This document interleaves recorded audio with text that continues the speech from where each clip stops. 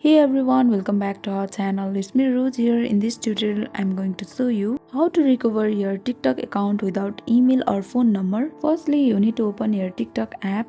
I'm trying to log in and it's just not working. I've tried to reset my email, reset my phone number. It's not going through. You need to contact to TikTok directly to get your account recovered. And to do that, you need to tap on question mark on the top left corner.